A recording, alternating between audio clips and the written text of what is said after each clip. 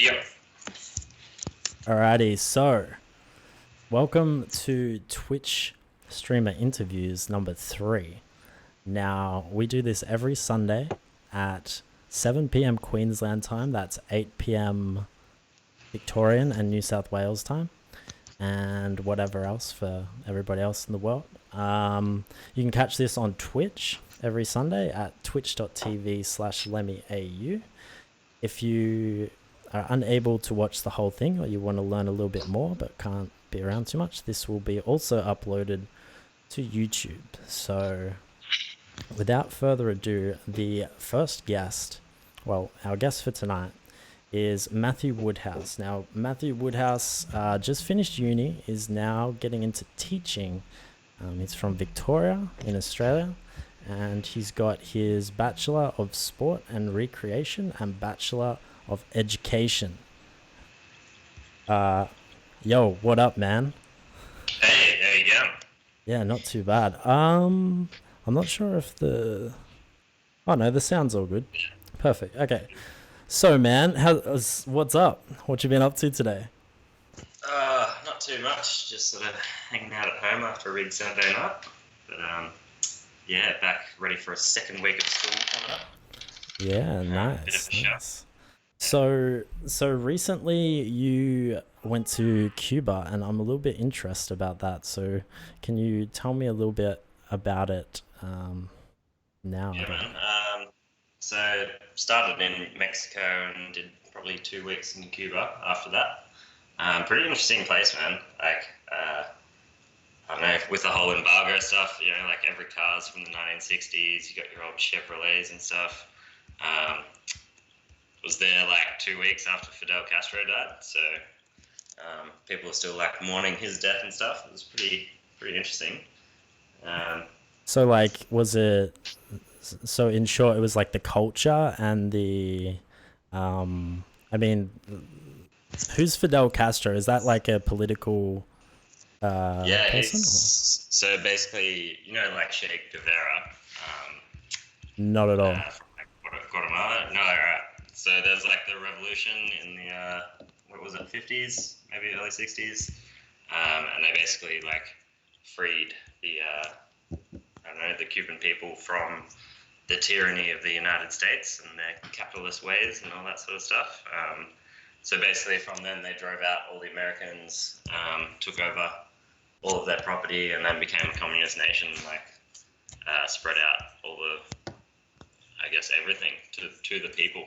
So, and then since then, basically the US until last year had like a trade embargo on the place. So yeah, they basically had nothing that's American come into the country for, what's that, like 60 years. So yeah, it's pretty funny. Like, only place in the world where they don't sell Coca-Cola, I bet. So that's interesting, because I knew that Cuba got into communism, but they're still doing it right now. Is that true? Yeah, for sure. Yeah. Okay. So how does that work for them? Like, do they have a good system? Because I know previously around the world, like communism, there hasn't really been a super solid model for it, and it's always kind of collapsed, but they're still doing it. Do you have any idea like why that is? Their military is pretty powerful there, I guess. Like for instance, a week before I got there, I met some friends, and they were like there when like 2 days after Fidel died, and they were just like, yeah, we just couldn't get any water for 2 days because basically the army came in, like confiscated all the water across the whole country, and then had to like redistribute it to everyone. Right. Basically just drank rum for like 2 weeks. Oh, for 2 days. Wow. So what? I had the same thing. Like one day, just couldn't get water, so just had to drink rum. So why were they taking it off people? Did people have a surplus or? No, so basically there was a shortage, and so because everyone's supposed to be equal, they've got to make sure that like everyone has the same access and stuff. So, pretty weird. Yeah, right. Okay, so their solution. So people didn't have water. Some people had water, and they just take it off everyone and then redistribute it. Right. Yeah, they confiscate it, and army rolls in, takes it off everyone, and then like redistributes it. It's pretty crazy. And were you there for that? No, I was there like probably a week after that. Okay. Yeah. But yeah, it happens a lot apparently, and it was pretty funny because like, so it's like quite oppressive, but also the people are really happy. Like, there's no homeless people. Like, everyone's got education. But one of the guys that like stayed at his house, and he was a Cuban guy, and he was like 22, owned this business, and he was just like, yeah, I'm waiting for my visa to get to Miami, and go on like the long holiday and never come back kind of thing. Ah, all right. And he was the only person I met that like spoke out against it. Okay. Do you think that the people in the country are very influenced by, say, like the education or the news or whatever, or is it genuinely like a really good system and works a lot better than other societies? I don't know, because it feels like they don't have much choice. Like, yeah, there's like no one's got internet there. The only newspaper, I've actually got it next to me. I don't know if you can see me, but like this is the only newspaper from Cuba, and it's called like the Grandma, and it's like government issued kind of thing. Right. So yeah. it's got like, it's just funny too because they just fucking love American culture. Yep. So like they all play baseball, they all play basketball, but then they'll just like make it's so hard for Americans when they travel there and stuff. It's pretty funny. Yeah, absolutely. Because so their relationship with America at the moment is pretty shit, isn't it? Oh, it's the best it's been in a long time. Okay. Yeah. Because Obama like put in orders to stop the trade embargo, which basically means like Americans can travel there now. So yep. like there's a lot more money coming into the country and stuff. But like they've got their own like tourist dollar, which was such a weird system, where basically if you weren't from Cuba, you had to use their tourist dollar, which was like everything was so much more expensive than their own dollar. And then just to fuck over the Americans as well, they were just like there's like a 10% hike on American dollar converted into the tourist dollar and stuff. Okay. It's pretty funny. Okay, and so what does that like? Does that benefit them having a tourist dollar, or? I think the whole point again is that for them to get their own national currency, they have to go to the bank and put in the tourist dollars, and it basically just goes into a pool, and once again it's like redistributed to everyone, because like you can't have someone making more money than other people from tourists and stuff like that. Yeah, right. Yeah, that makes sense. They gotta keep track of that shit. Okay, cool. And so, was there anything that really inspired the trip, or was it a spur of the moment thing, or was it the whole thing with the political leaders, or? I was basically like, I had a few friends that wanted to go there, and they were just saying that because this like trade embargo has been lifted, and there's all this money coming into it, like it's kind of like I don't know what the exact phrase is, but they're like it's a country that's stuck in the 1960s. Yeah. Everything's the same from them. Like all their cars run the same. They just get really good at like fixing things to make them still work. Yeah. So basically the idea was like get there before like the tourist money like starts to change it all, which apparently was already happening, but I don't know. It'll be interesting to see what happens because, yeah, apparently they like, I don't know the exact figures, but they just like smashed all of their tourist money records the last financial year kind of thing. So they're just like rebuilding like all of their stuff. Okay. Yeah. So Vibe Creations has a question for you, and he says, does he believe that the government will change? Well, sorry, let me rephrase. Does he believe that the government might change anytime soon or anytime in the future? It's kind of hard to know, man, because like none of the locals like really talk to you about it because I don't think they're allowed to talk about that kind of stuff on the streets. Yeah. So they're like less likely to just start being like the government shit and all that sort of stuff. I don't know if it's they're like scared of them or like people know and then people will talk kind of thing. But it seems like a pretty solid system for now. Like, I don't know. It was definitely very strange. Like, I didn't really know what to think of it for a lot of it. But then you see, like, they've got a really good, like, university system. I think they got the most, like, doctors per capita in the world. Wow. Why do you think like, that is? I don't know. It's just the way it's set up. Like, their universities are pretty solid. Everyone has to go to school. Like, it's a requirement. And most go through university and stuff. So, I don't know. It's pretty weird. So Docker asks, can you ask him if he saw any opera or ballet there? No. I don't know. I did actually went to a cave party in like Western Cuba, a place called Finales. It was supposed to be like, like lots of salsa and stuff. And we got there and there was just like half an hour of dancing, like Cuban hip hop dancing, which was like, all right, this is pretty weird, like 15 guys on stage.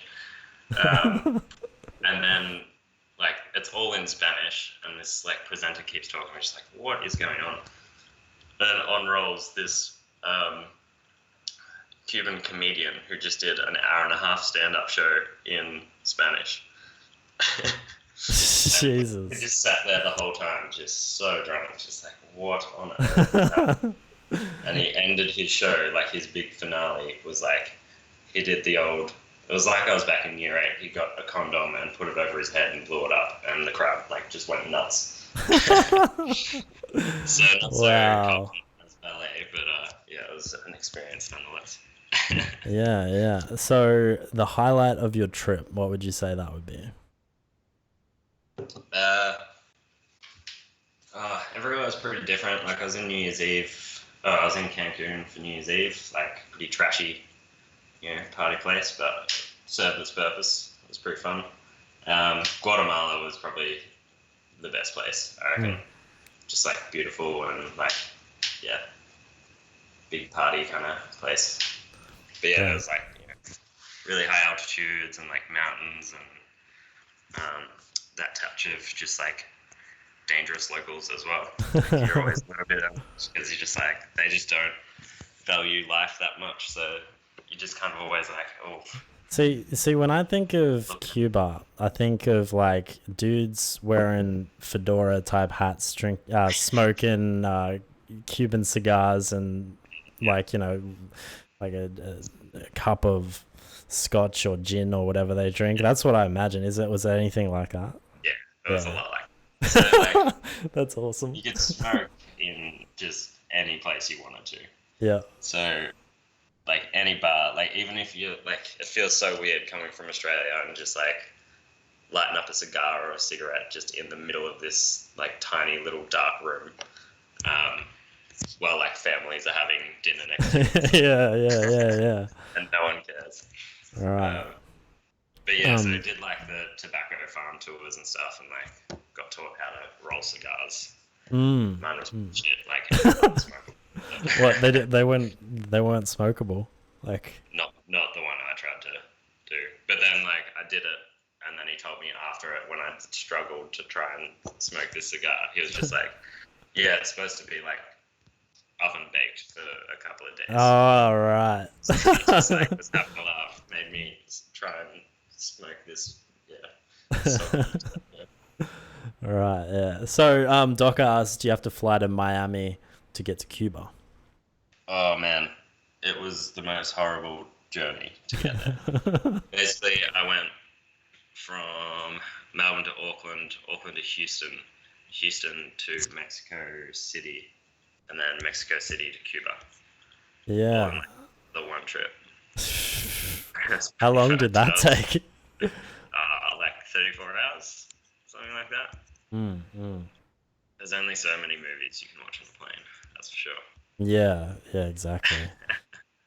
Okay, cool. So, enough about Cuba. Let's talk about some earlier stuff. So, for you guys that don't know on Twitch, me and uh, nickname goes by Woody, at least back then.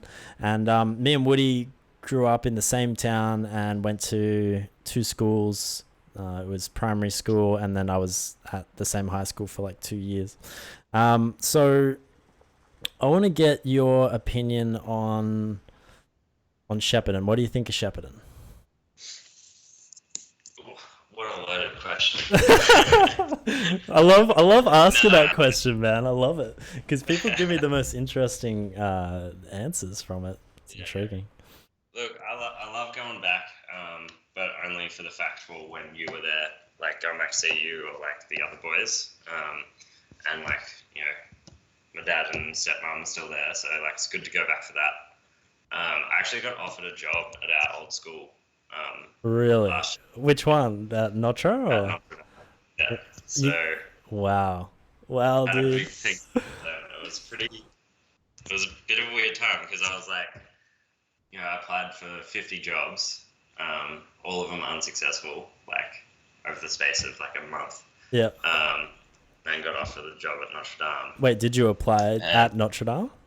no, basically my old man just like went around All right. Yeah. and he was like, you know, you got to start somewhere. But essentially, like it's pretty weird too, because like basically I've moved to a pretty similar country town. Okay. Same kind of problems as shit. But like for me, it was just like I don't like the thought of people like having an idea of what I was like as a teenager. Yeah. Yeah. Right. Going Yeah. back into that environment and having to be like, you know, it's been 6 years, pretty different now. Yeah. You might Um, even be teaching with the same people that were there before. yeah, exactly. And yeah, I'd hate for like one teacher to be like, oh, remember when you like bullied the crap out of that guy or you? That's not good. Like Yeah. that's not who I am anymore. Well, So that I love Shep, but I just it was more just like I don't know. I like think my old the man was always like, you need to get out and like have your own life kind of thing. Well, that's Uh, interesting because I was having a conversation with I went I went back down to Victoria like a couple of weeks ago, and I was having a conversation with um my dad and my stepmom, and I was like I was talking about moving and how it sort of changes your perception of like Shepparton and stuff, and they were like, I said to them like, why would many young people or people our age stay? Because there's little opportunity, and what yeah, opportunity there is, especially for our age group, it's been taken up by older people, or it's just small opportunity. And they sort of agreed in the yeah, fact that it's like, why would you want to like live here? Like, why would you want to stay here? And it got me thinking because I was so interested. I had lots of people to see on the trip, and I asked Chicky, I asked Conrad, I asked Nick, and they all sort of had, apart from Nick, had the same sort of thing that was like, why would you stay in Shep? Like, and so, yeah. but I never really found that out until I left Shep. Did you have a similar thing? Yeah, I guess so. Like, yeah, I guess it was just more that change from like, you know, like I kind of see Shep now as like that place where, you know, you grew up and you learned heaps of things and now it's time to like go out. And I reckon I was instilled by parents is to just like leave. Mm. And it's not like a don't come back because it's a shithole. It's just like it's like a do something different, like make your own way in life. Yeah. Like I hated when I found out my old man had like asked like the principal for a job in Shep because it's like, you know, I'm doing this myself. It's not like I don't want to do it off the back of, you know, people you know and all that sort Yeah, of yeah. stuff. And like still though, like there's so many things about Shep I miss. Mm. Especially now I'm living in a like really small country town. Yep. But yeah, that's Okay. pretty interesting. Yeah, yeah, for sure. So let's see. So you were in Shep, and you studied there, and then you left to go to university. Now was that like what was the first thing you were studying? Because I know you switched courses. It was Yeah. So I did the classic, like, had no idea what I wanted to do. So went and did Bachelor of Science yeah. for the first year. Drank a lot, didn't really study much, failed a couple of subjects the first year. Yeah. Uh, I think you remember seeing my little pot belly when I got home. Yeah, I do remember In that, that man. summer. I was such an asshole. I was like, "Whoa, you put on some weight, dude." And now I'm rocking one now. Yeah, man. I put on 18 kilos in that first year. Yeah, yeah. Jesus. I recently hit 100 kilos, and then I was like, shit. What? Yeah, I was like, shit. I got to do something. Now I'm sitting on like 93 or something, but it's going down. But, um, yeah, yeah. So continue. So you were doing the Bachelor of Science. You didn't know what you wanted to do, and then, Yeah. you were like failing a few things here and there, and didn't have like you just probably weren't enjoying it or whatever. Yeah, and there was no kind of like Bachelor of Science, there's no job at the end. It's kind of like you major in something, which a few of my friends that I've started with have done that. Hmm. And like they're still at uni because they had to do like 3 years of a science degree, and now they're like now doing the degrees that get you actual jobs. Yeah. So basically, at the end of that first year, I was just like, I got to do something different. Obviously, like always like sport, so found this course that had that same uni too, so I didn't have to like move where I was living and stuff. Yep. So yeah, doing sport and outdoor rec. And, Was that with the intention of becoming a teacher? it was kind of with the backup of being a teacher. So I was like, I can do this sport course, and it could lead to anything. So like, it might be sports management or sports coaching, because I'm still like tennis coaching now and stuff. So Oh, okay, like yeah. anything like that. Because so basically I majored in like advanced coaching for tennis. Yep. And then had the PE degree with that, and then I used some of my science stuff to get the biology part of the teaching degree as well. So yeah, it wasn't until probably like 2 years into that 4-year course that I was like, yeah, actually teaching's pretty cool. Yeah, I like it a bit. absolutely. Yeah. Yeah, cool. So, that's interesting. So now that you are a teacher, now that you're doing it, what are your thoughts on teaching as a whole? As a whole, oof. I don't know. I loved my year last year. Mhm. I think I've been pretty lucky. Like the school that I'm at, all the principals are like really supportive. They're super happy with what I'm doing as well. I don't know. A lot of it is like yourself. Like when you find something that you actually start to love, then you do it really well. Yeah. So like I found I've done a fair bit of good work. I guess it's a bit different. Not the kind of school I thought I'd be teaching at. So it's like probably one of the lowest performing schools in the state. So like there's a few problems in the community. Like there's lots of jobs being lost in the area because it's like a huge coal mining area. Mhm. Just putting stresses on kids, and like you've got kids that just can't afford books, and like every class of mine has like they have to use their phones or laptops and stuff, and like sometimes they've got one family laptop and they just can't bring that in, stuff like that, Yeah. which is Right. pretty shit. But no, it's been good so far. I think I'm pretty lucky. Like of the other couple of friends that I went through the course with, like 2 of them I know like quit after their first year just because they couldn't handle it. Like, well, not that they couldn't handle it, it was just sort of different to what they thought it would be. And most of that was just they had shit principals that like didn't support what they were doing, like didn't listen to them, all that kind of stuff. Yeah, well, it's interesting because Nicole, my partner, she did teaching, and she was in her 3rd year of learning how to teach, and she didn't stop doing it until she had her work experience 3 years in. The first time where she actually got to go to a class and stuff, and then decided, oh, I don't like this, which was pretty unfortunate. But at what point? Because I know that the systems are different state to state, but what point did you do work experience into your course? It was pretty shit really, because basically 4-year course you do like 2 5-day placements in the first year, 2 5 in the second, 2 5 in the third, and a lot of that like you're not actually teaching, you're just kind of like observing other teachers. It's such a short period of time that like you learn some things, but you might take like 5 classes during that week. and you just suck at it. Like there's just things that, like, I had one mentor that would just like count the amount of times I would say certain things. Yeah. Like at the end of one lesson, we were doing PE on the oval, and she was like, "Do you realize that you said all right?" I think it was like 53 times in a 1 hour period. And I was just like, fuck. Like, it just made me feel so shit.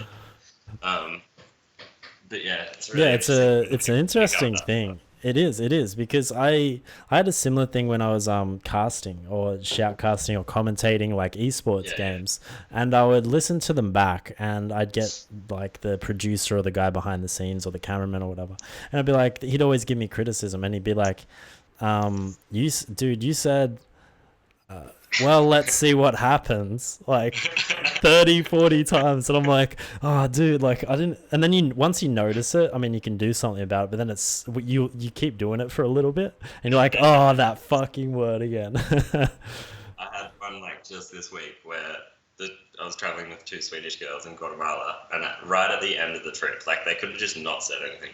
They were just like, do you realize how much you say, oh dear? It's like, oh dear. And then like I just brought it up with my housemate then, and she was like, yeah, you say that so much. I could never say that again.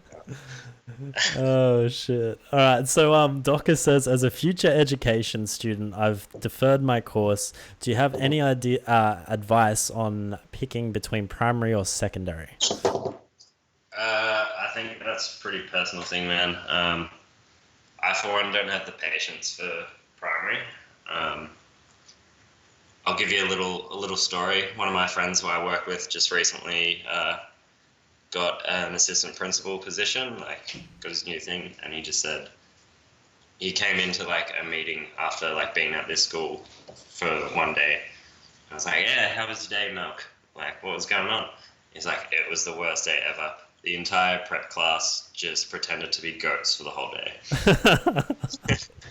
I was like, what do you mean? Like, they just all walked around on all fours all day, like head-butted each other, and none of the teachers could do anything to stop it. Wow, dude. Because this one little shit ringleader was like... a future, like, gang member, a godfather. So, like, I don't know. Like, I personally am not into primary school teaching, but I can see, like, I've met a few people that are, and they seem to enjoy it, like, a fair bit. I think the thing that I like is, like I teach, like, 3 year 12 classes, 1 year 11.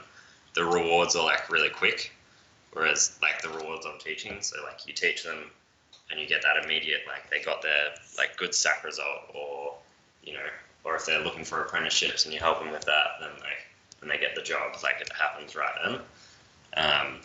Whereas I think with primary, like, it'd be like a really slow sort of like result thing where like it might take 6 weeks for this kid to finally get, you know, multiplication of you know, 9s or something. Like, I don't know.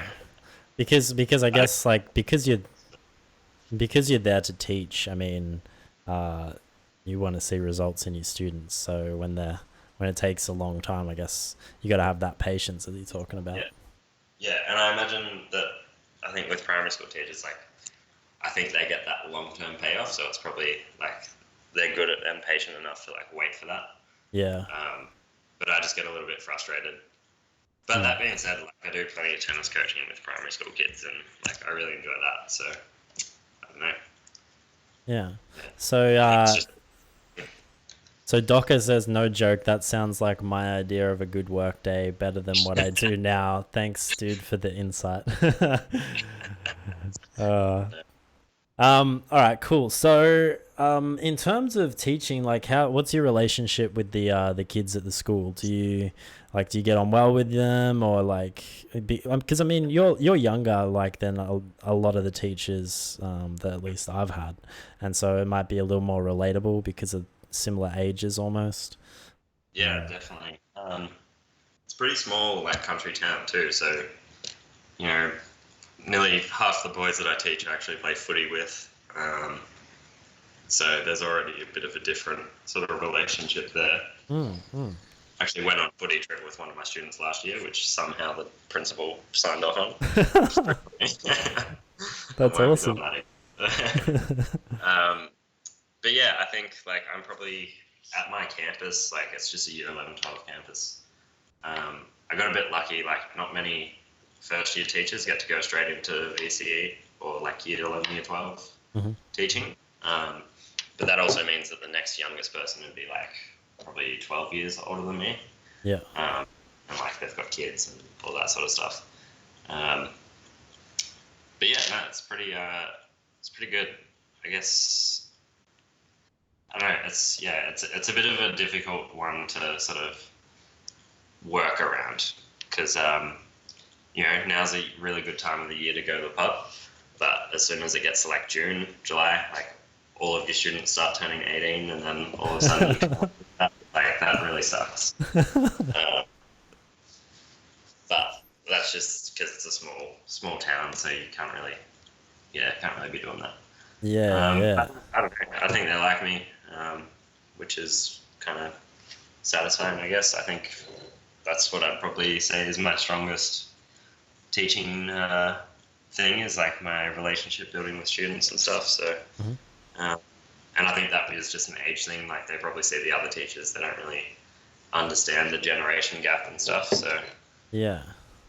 Give it 10 years and I'll probably have no idea what the kids are talking about, but at least now, like, yeah. Oh, good, man. No, that's really good. Really, really good. So where's the spot that you're at right now? I can never remember what it's called. So I'm living in Morwell. Morwell, that's right. Like, yeah, in Gippsland. Okay. Yeah.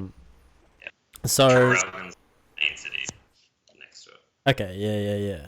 Cool. All right. So, tell me about. Did you ever have at any point in your life? This is something that interests me, and I like to ask people this. Did you ever have any problem, specifically you, because like you're a teacher and you're in front of people, and it's almost like you're presenting and stuff. But any issues with like confidence at all, or like being anxious, like in a position like that at all? Yeah, for sure, man. What I find actually really hard is talking to other staff. So like I've only now just like started taking on a couple of roles. Basically, I lead the student leadership team, so hold all the meetings and make sure they're doing the right stuff, and doing all the captains' elections and all that sort of shit. Yeah, nice. But like with that means that I have to like keep the other staff like up to date with everything. So like put me in a class full of like, up to 30, 18 years or younger, and I'm fine. But then if I have to like speak in front of like just 20 staff people at like a staff meeting, you start to like choke up a bit and just like your voice isn't as strong. Like I just hate it so much. But but then I like that same day I did a speech, or not a speech, but I like talked to 350 kids, and I was fine. But it was just like the confined like space of all the staff that was just made me feel so nervous. And, like, everyone's looking at me and judging me, and yeah, it's really weird. Yeah, right. So and when it's like something you can't really explain because it's not logical to like feel like that. To get a lump in your throat explaining when the swimming sports are coming up, like well, I mean, emotions and stuff aren't always logical, so it's interesting you say that. So with the kids in the classroom, you're all good. It's just talking to people that maybe like your other staff members, right? Yeah. And same with like meetings with principals and stuff. I guess it's just something that you haven't done before, so it's like you can't really practice it. Yeah, right. I guess you just get better eventually, but who knows? Yeah. Okay, so one thing I observed from you when we were growing up is that you had a really good balance in life. Like you always seem to have a good balance of like study and like sport and having fun and stuff like that. Is that something that you've always like been able to like manage, and that was something that was like installed in you, I guess, when you were younger, or was that something you really had to work on? I guess I reckon this is pretty weird because I think I get like really noticeably like not angry, but like if I know that something's going on and I'm missing out on it, like the social aspect of stuff, like I think I just love being around people, which has been pretty different coming down here and like sometimes living by myself and stuff like that. Mm-hmm. I think growing up, like I'd say that I had pretty strict parents, so like you knew I had to be home at 9 p.m. kind of thing, so that like cut that off. And it was like expected that I would study from school to whenever. So I think that was kind of just drilled into me by my dad, which is good.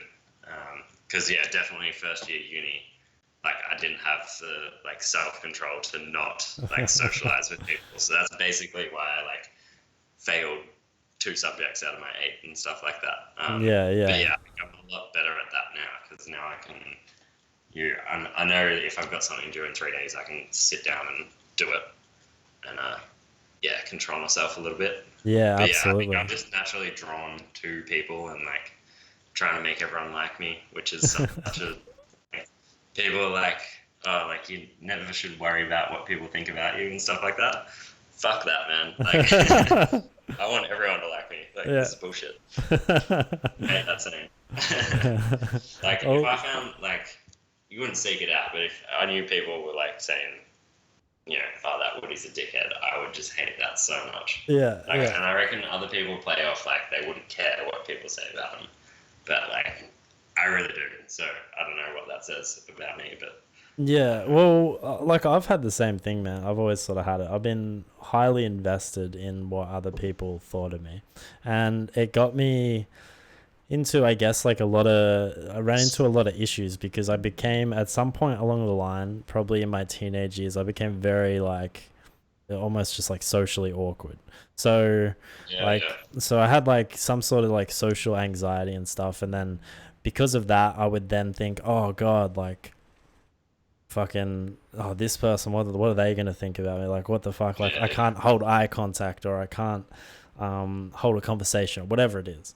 And so no, it's interesting because I do the same. I still do it today. I went and got a bookshelf and I was talking to this guy while I was running the stuff through, and he was like a really nice guy, like a dude that I would hang out with and shit. But like as the conversation went on and on, it was like he would ask questions, I would ask questions and answer them. It was a great time, but I just felt weird the whole time. And I think it's just from not being like socially exposed as much as most people are, because for a lot of my life I was just on the computer or whatever. And I think it's just a skill to learn. But yeah, no, I think there's an element of that in everybody's lives where they do think about what other people think about them. I think there's certain specific people, a small percentage that probably don't, but no, that's interesting. They're probably a little bit psycho, those people. Don't care. The ones that are just like murdering ducks in the streets. Well, there's a lot of that going around, because the thing that most people will tell you if you're that invested in what other people think is just don't. And that's like that's like the advice. It's like, why would you care? Don't give a shit. And I find it interesting talking to different people about it, because I recently went and saw Chicky, and I don't know when the last time you saw him was, but like he's full into like his alternative lifestyle, like living off the land, like hippie, long hair and stuff. And I asked him a similar question, worded it a little bit different, but he genuinely just like, I want people to like me, but I don't really care. Like, if people see me and they don't like what I look like, I probably don't want to be friends with them anyway, or something like that. So I think there's varying degrees, but I still think it's there, like, to a small extent. So getting on to another topic here, what do you think? This always breaks people. What do you think the biggest and best moment of your life has been so far? Yeah, cop it. Oh dear, how much shit can I talk right now? I'll start off with like a little bit of a joke one, but it was a pretty awesome moment. Oh no, I've got one. All right. first thing that comes to mind is, and it's so stupid, it's like one of those sporting stories, but basically had like played like in a senior tennis team in Shepparton. This is just like a good sporting moment. I don't know if it's the best moment. It was pretty good. Basically, I was playing a guy that had like won every match and was like the MVP of the league all year, and like final game of the year, grand final, and there was like maybe like 80 people watching, which is pretty sick. And I did this like there's this massive long rally, and then like got lobbed on grass courts, and then did like a through the legs shot, like down the line winner. Yeah. Just like went off, and like all the crowd went up with me. It was like pretty awesome. Yeah. So that's probably one of the best moments. But I don't know. Like it's pretty hard to think about. Hey. Yeah, that's pretty sweet, dude. So that shot that you made through the legs, was that the winning point? Yeah. Okay. Oh no, it wasn't like the match winner, but it was like to go to 4-0 up or something. Okay. Yeah. It was just like, and we won the like whole day by one game, so it was like, I was pretty pumped. Yeah, nice. And I was 17, and then the team captain like asked my dad if I could come on the pub crawl the way home. So I was pretty excited about that. Like 17, getting to drink some beers and like choke them all, like yeah, and stuff like that. And then just woke up the next morning to my dad getting me out of bed and having to clean the bathroom, which had vomit on nearly every wall. And that was probably the worst moment of my life. yeah. Well, I was actually going to ask you that, but I think you've already got it covered. So cool, man. But yeah, I don't know. I could probably think of a better one. Oh well. But you're right. If you think about it, we can come back around to it, eh? All right, cool. So you've always like enjoyed sports and shit, like ever since we were young, and you always kept up with it. What is it about sport? Does it just make you feel good, or a social aspect, or just like progression? I think there's that social aspect, like especially moving to Morwell this year, like not knowing anyone. I mean, I've got like a couple of cousins that live in the area, and I mean, uncle, but had like one other mutual friend or friend of a friend that lived in the area. But basically the fact that I could just like rock up after my first day of work, which was pretty daunting, just rock up to like the local club's footy training, and from there, like, you know, a year later, I've got like a whole bunch of mates here now that like I can ring up on Friday night and be like, hey, what are you doing? Like, want to watch the game, or like want to go to the pub. I reckon that aspect of sport, and especially in the country, is like so vital to just health, even like to have some kind of outlet, like after a long day of work, like just to be able to just like, you know, go and talk shit with people and like have a run, or like, you know, whatever it is. I reckon that's the most enjoyable part of that. Yeah, definitely. So you know, like I've noticed a lot, you're just a sociable guy, man. Like you really crave like being around other people, and so is that something you think you've always sort of had since you were young, or? I think so. Yeah. I don't know. I think a lot of it would be to do with you know, youngest of 6, and the next oldest was like 10 years older or 8 years older than me. So like went from being like a really busy household until I was like 8, and then all of a sudden everyone left home. Yeah. And I was pretty much like a single child all of a sudden. And I reckon that, like, looking back on it, I reckon that would have something to do with it, because like you go from a household where there's always conversations going on, like there's always someone in the family talking about stuff. Yeah. Or like whether it be like, I don't know, even just like playing Scrabble with people and stuff like that. Like, there's always something going on. There's always conversations. So like, man, I nearly lost my mind being by myself all week. Yeah. Well, I noticed that, dude, because you used to ride your bike from like your place. It was like I don't know, this might be horribly inaccurate, but like a 15K bike ride, and you do that like constantly, man, and like it was like. Like, holy shit, like this kid's like so keen to hang, like, because we had it good, like all the boys were like in the hood, man, like we were all so close to each other, and then it'd be like we get the call or you call and be like, yo, do you want to hang out, you know, play some fucking Nintendo or something. Sucked too, because all you boys like slept in so long in the holidays. So I'd be like making, like, I still know yours, Chicky's, Zach's like home phones off by heart. Yeah. Just because I'd get up and I'd wait and I'd be like, ooh, 9:30, like that might be a pretty good time for the call. And I'd like punch in the number, and it'd always be like one of your parents just being like, oh, go see if they're awake. And then I'd be like, yeah, I'll be coming around. I'm riding my bike. Oh, those were the days, man. That was awesome. That was so awesome. Yeah, it was. It was pretty sweet because, like, especially when back in the day, early days, St. Brendan's, you'd just like chill, and then we go to basketball training and be like a squad of us. It was pretty sick. Yeah.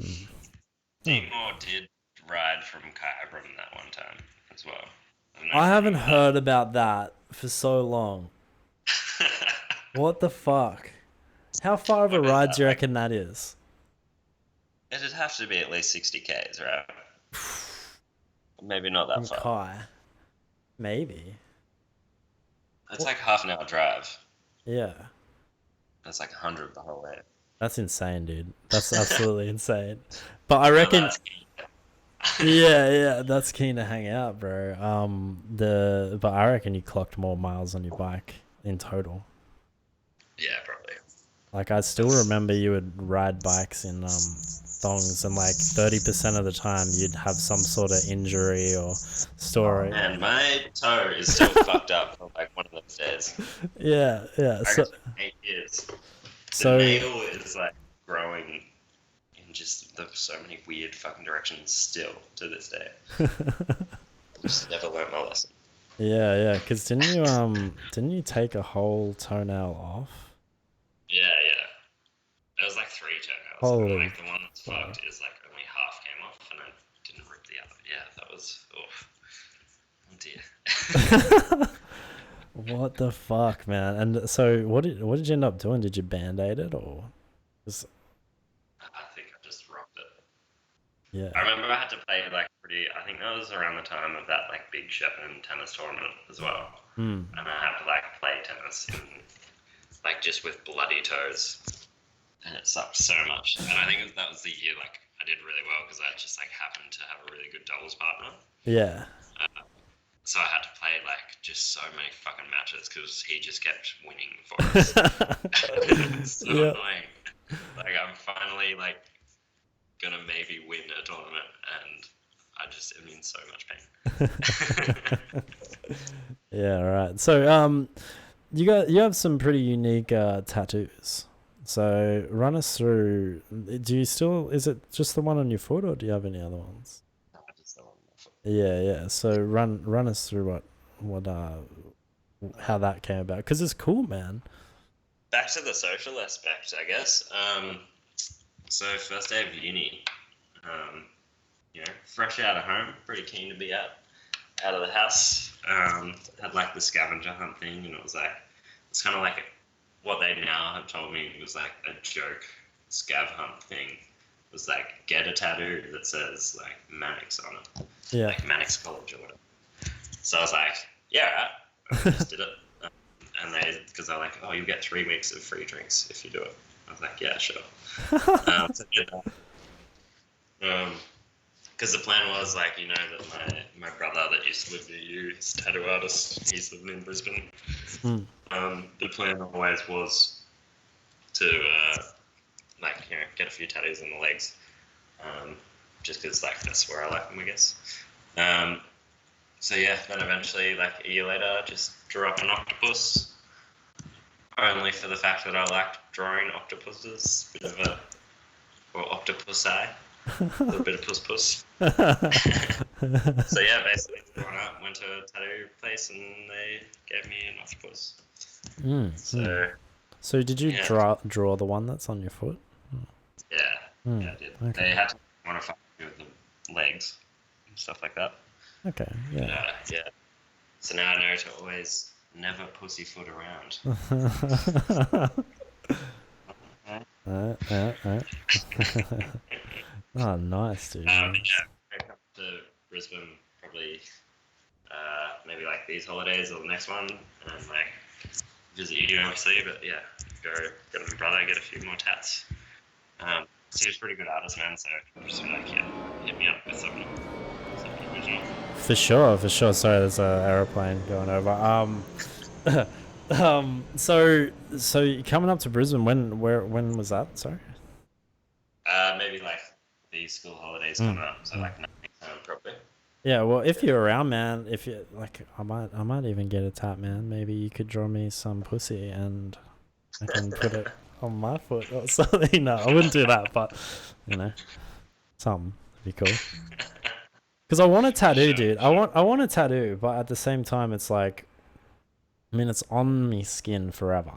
So, like, for It's a instance, pretty big decision. I think mine was like I was young enough to not think about it too much. yeah, But even now, like I nearly got one in Guatemala, yep, but I just kind of like at the last minute backed out. Like I was going to get this big parrot on my calf,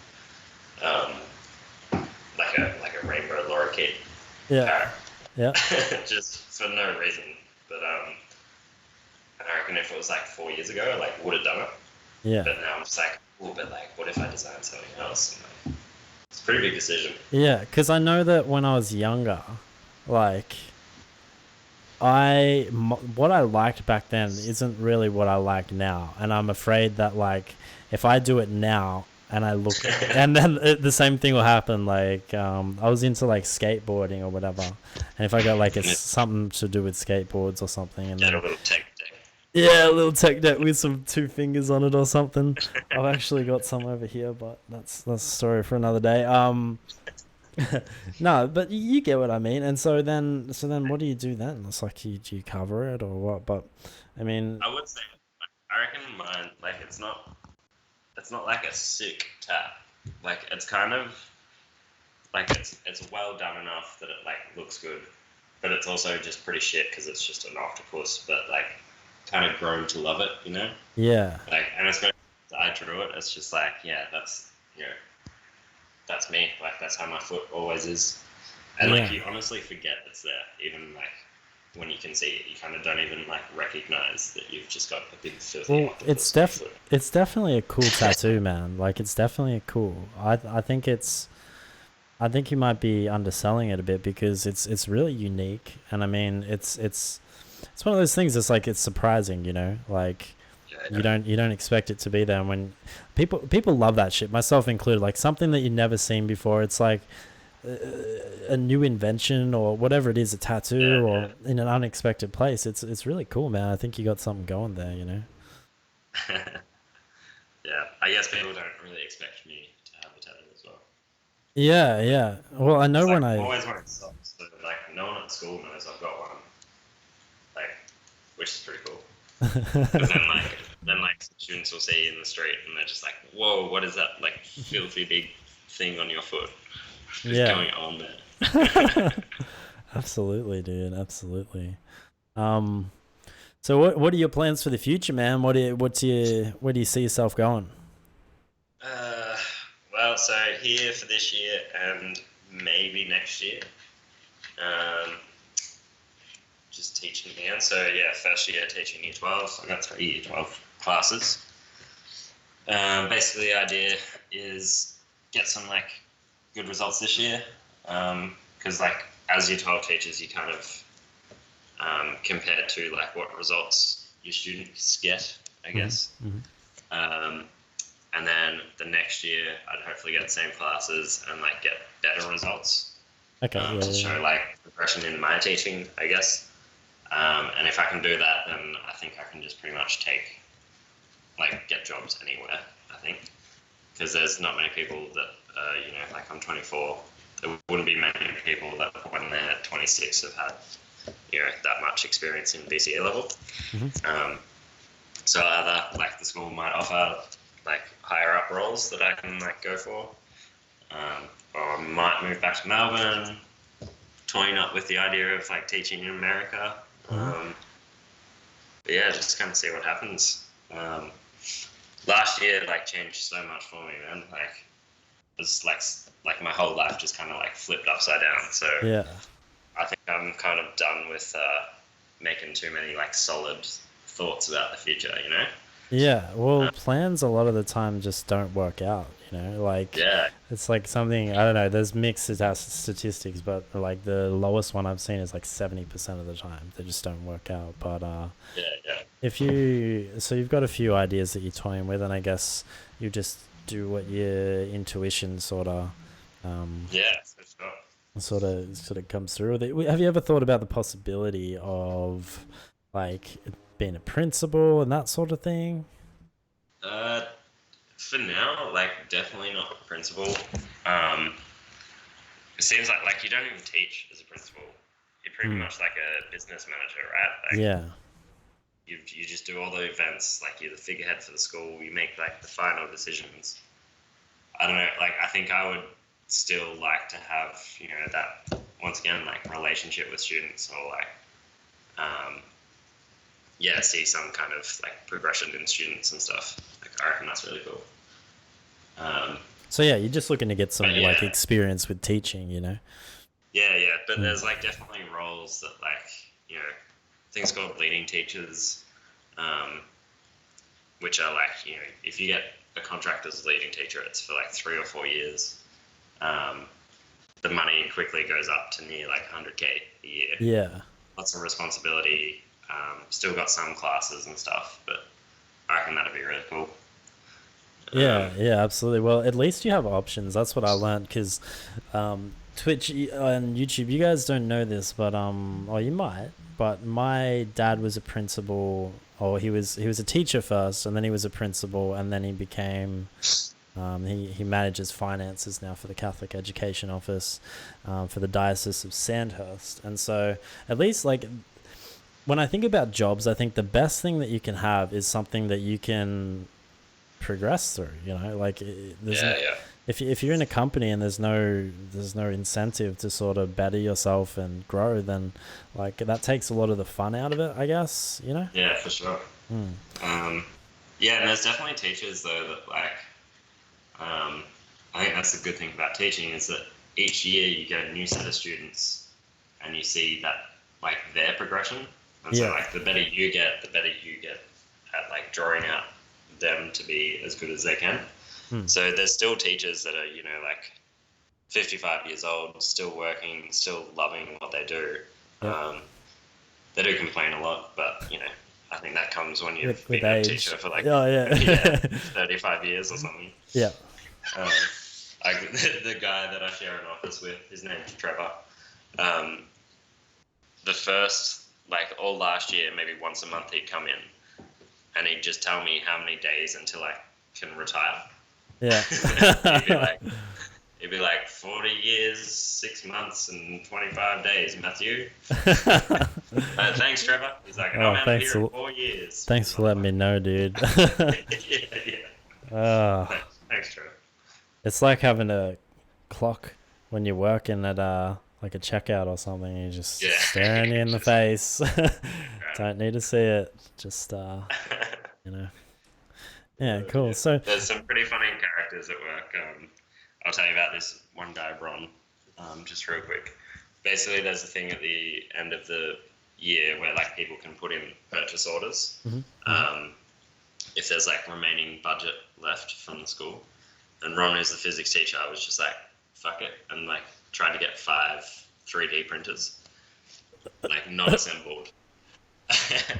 And the school was just like, at the end of your meeting, was like, and everyone's orders have been approved. He's got all these 3D printers, which like, they're pretty cool, but they take like 24 hours to print off like a peg, or like one side of a peg. And he spent probably 3 weeks like setting them all up with just like thousands of screws. Yeah, wow. Because I know even my old man, because he used to get he used to get iMacs because he was really, that was the time when they were just bringing computers into schools, and he used to get like he'd get discounts because it was for educational use, and so, but he'd always bring one home to like fix it, and it would end up like staying around for like a year, and then he'd like, oh, it's fixed, and bring it back to school, and then bring another one back. It seems like the thing that teachers might do, man. They try and like get some sweet private benefits. Sure.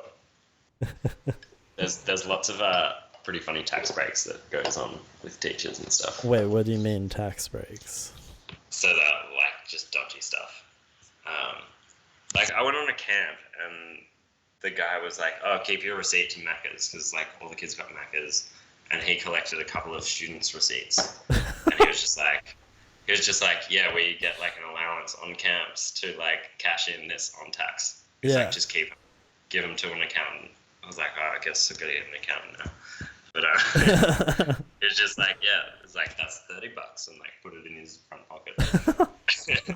Wow. So dodgy, man. Wow. But apparently people do it, so.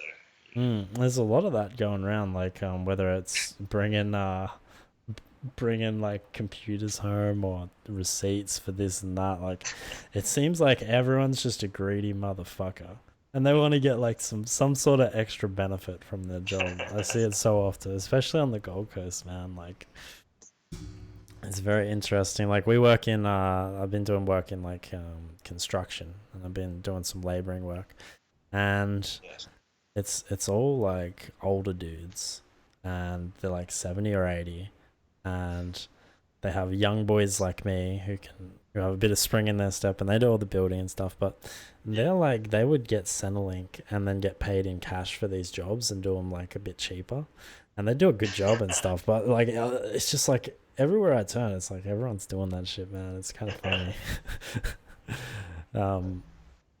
But yeah, I mean, even Nicole, like, she brings some milk back from work, like, yay, free milk for the free milk for the household. So yeah, I mean, it's interesting. It's and I got a little bit out of hand a couple of years ago, when all those like self-serve checkouts came into Coles. The amount of I stole like roasts. Like just entire roasts. I was actually telling Nicole about that the other day. One Christmas in particular, like just a whole ham. Like I'm talking like a 4 kilo ham. I was getting like a rush out of it. I'm glad I haven't done it for like so long. But I used to love it. Yeah, yeah. It's so poor, like at uni. Yeah. Well, you gotta. Free. It's like I don't know if you ever heard that song, but it's that aeroplane.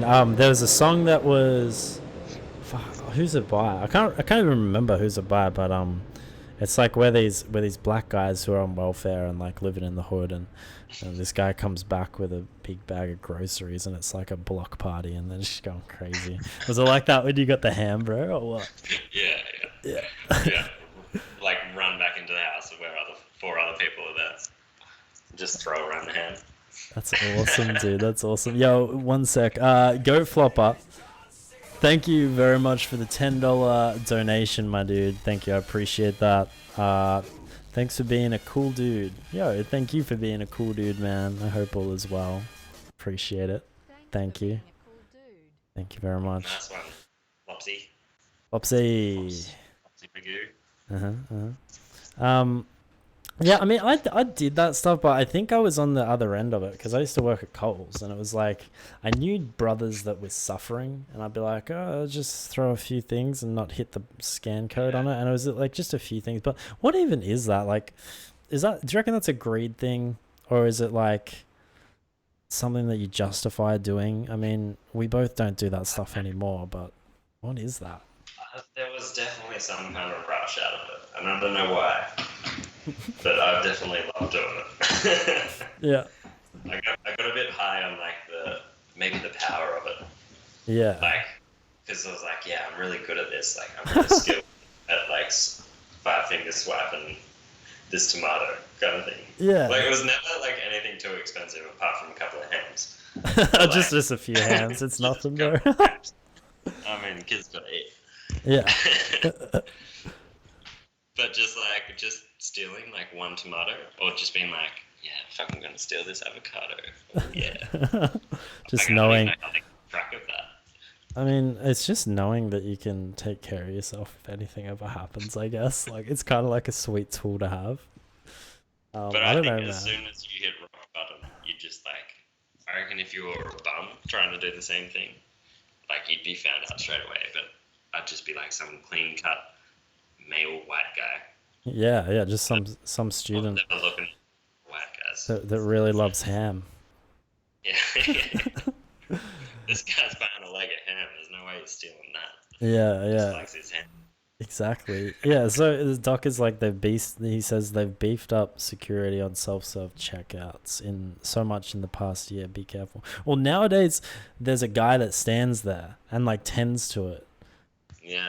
And like if the receipts run out or whatever, they just take the baskets. I mean, there's a guy there now, so it's like. I do remember the day that I got. I ran into the weight sensors for the first time, like because when they first came out, they didn't have the weight sensors. Yeah. And I just like tried to put like something like I don't know something real heavy, and it was just like went red. Yeah. And not do The this. weight sensors. They'll get you, boy. They'll get you. Yeah. Well, I mean, I think it's just when like we're at that age, man. I mean, we were talking about it on Messenger before, and we're like, I mean, there's not like we do shit when we're younger, and it's like it's for the excitement. We're young and we're just having fun, and now it gets to the stage like. It's not because of one particular thing, but here is one thing. It's like I look at you, I'm like, how the fuck are you teaching? Like, what the fuck? I remember you like when you were a boy, you know, we would go down and play to the tennis courts, and it doesn't feel like that long, you know. Like, and I look at Chicky. I mean, he's building, and then Conrad's working for John Holland as a civil engineer, and he's doing the level crossing removals, and he's the safety person for a lot of those projects. And then I see Nick, and he's surveying the level crossings before they're coming out, and it's just like it didn't seem so long ago that we were just kids. And that's like one thing where it's like, all right, like you kind of look at life in a different sense. Like now we got responsibilities and obligations, and like something like if we were to steal a leg of ham, it'd be like there's so much larger consequences. Like what if someone finds out, or like, you know, I've got a career or a reputation or whatever it is, and it's Exactly. yeah, I mean, but we got away with some pretty good shit when we were younger. Like we used to make little sparkler bombs and stuff like that. It's good fun. Definitely. No, it's like my own, like, you know, that house probably last time you visited down in Melbourne, like Yeah, absolutely. In house. St Kilda, was that the one? Yeah. So like that kind of finished this time last year, and it was kind of like the hub of like all my Melbourne friends. Like that's where we would go on a Friday, Saturday night, like before going out or like after going out. It was a sweet path. Like yeah. Sunday sessions and stuff like that. And pretty much since then, like we haven't had that, and so like now everyone's starting to get jobs, like because we're all finishing uni. It's been like pretty drastically changed year. That's part of that. Just because all of a sudden everyone's like, you know, people got to get up and actually do shit. Can't just like skip a lecture or like, you know, not turn up to work, like call in sick and stuff like that. Yeah, it's like a fundamental thing that happens where you don't want to waste a day. Like I wake up, and if I don't do jack shit for the day, I feel bad. Like it's not like I feel like shit because I didn't do anything. It's like to the core, like this fundamental, just like, dude, you let yourself down so much. And I kind of see it as like a transition into being an adult. I think we're like almost there, and like we still got a few things to learn, but it's fascinating, dude. It all happened kind of really fast. Like I think for you especially, maybe because you'd been in like a studying environment since you were so young, and now you're out, you got like your career, your livelihood, you got like money coming in, you've got, you know, your sports friends, you got a small town, everyone knows each other, and it's a completely, as you said, it just gets flipped around, and so it's a huge experience, but like it's pretty cool. Like it's cool. It's cool because you progress, man. You see growth, and it really makes you like grow as a person. I think I see everyone that we used to hang out with, it's like progressed and growing as a people, and it's cool to watch, man. It was even good just like being overseas. Like, you know, I've been overseas before, and like when you're just a student, you're just like, yeah, this is what I study, and that's where the conversation kind of ends. But now, like, everyone I met was like super interested because, and like I was traveling like with other people who were like medicine and lawyers, and people would be like, oh yeah, cool, you're a doctor. Like, oh yeah, what kind of law? But like, everyone's been to school, so they're super interested as to like what being a teacher's like. Yeah. You know, you automatically have just like common ground with pretty much everyone you meet. You say I'm a teacher, and they're straight away into like, oh, like a good teacher they had at school, or like shit teacher they had. Like, people always want to talk about it. It's really cool. Yeah, because everyone's had lots of experience with teachers, you know. Yeah. I noticed that with well, just people in general, man. Like people around my age, I find it. I was saying this before we jumped on Skype, but I find it fascinating to talk to people and to see what fascinates them and what they're doing in life and what they're discovering and what connections they're making. It's fascinating. It's absolutely fascinating. And I never had an interest in it until like probably the last few years. Like I listened to some podcasts here and there, but like nowadays it's like I just have so much questions for people, and like, well, how did you get to this position? Like with you, like how did you get to teaching? And like you tell me the backstory. I'm like that just interests me so much. Yeah. But when I was a kid, I didn't give a fuck. I was like, I just want to have fun. I want to hang out with my mates, you know? Yeah. I was kind of saying, I still think that I've just kind of like fallen into this. Like it's not like I ever made a conscious effort. Like I want to be a teacher for the rest of my life. It's just like for now, I'm kind of liking what I'm doing. Yeah. Like I couldn't give a shit if in 5 years that I just go, you know what, I'm like gonna go back to uni, or like I'm gonna go do something else. But for now, like it's good. So yeah. One thing that's very interesting. I'll just read chat here. Piper says at my Woolies we have a fucking Seki out the front. Goat Flopper says stolen plenty of plastic bags. Hard as fuck I am. What's going on, Leroy? What up, Rev? What was I gonna say? Oh shit, I'm blanking here. I forgot as well.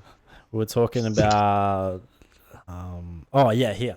So I was talking to my sister, right? And you know, she's been studying with biomedical science and stuff, and now she's doing a PhD in malaria. And I caught up with her a few weeks ago, and we were talking about it, and she said,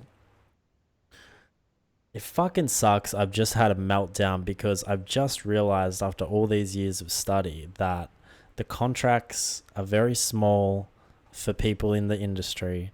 They're not permanent. They're like at max 3-year contracts. I'll have to travel in order to get work. And there's such like people get judged on how many research papers they've published or whatever, not anything else. And she's going to be coming fresh out of her PhD. And I feel like that happens a lot, man. And it gets me to the point of like people say no one really like knows what they're going for, but when they find it, usually they're real old, you know. And I think until you get that feeling, like myself included, it's like we just do what we enjoy right now and what we love right now. But I mean, I try very hard to try new things. Like I because I just don't know. I don't know what else I might enjoy, and that could be a detrimental thing to do in life because you're not sticking with one thing and you're constantly trying new things. But I don't know, man. Like I think it's a good way to go about it. Absolutely. I think like stats are like hardly any people just like stick to the one job their whole life. Like, I think that's pretty rare. But yeah. But like, as long as you're enjoying it, I mean, that's the thing. Because to me, it looks like you're enjoying it. I mean, it's something fresh, new, and exciting. You've got all these new experiences. You're growing and building in all these different ways, and it's probably fucking fun as shit. Don't get me wrong. And so, that's a good thing, man. That's a good thing, because I feel like a lot of the population just don't have that. I mean, lots of people work jobs that they hate.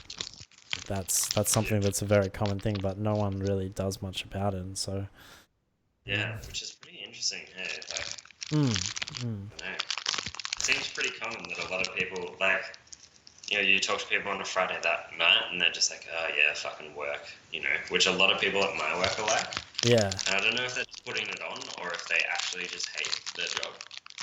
Well, which I think that would change when you start having kids and stuff, and like you have to have a job because you don't have money or like whatever. Yeah, you can't take risks and stuff. Yeah, I think also a bit of it is like, you sacrifice your short-term happiness, because of course then you got to get like your resumes, and you got to go and apply, and then you got some financial insecurity, and you got to find time within your new job, or whether you leave that, like it's a whole, like, it sucks. It fucking sucks. A lot of the time it sucks. And so, but in the long term it'd be great, but a lot of people are just so exhausted at the end of the day from their jobs. It's like they can't be fucked. I think that might have something. It's kind of like in the past I've been in relationships where it's like it would suck so bad, like it would hurt my soul to break up with this person, but I know I'll be a lot happier once that subsides. Yeah, I think it might be the same. Have you ever had something like that? Yeah. I get that.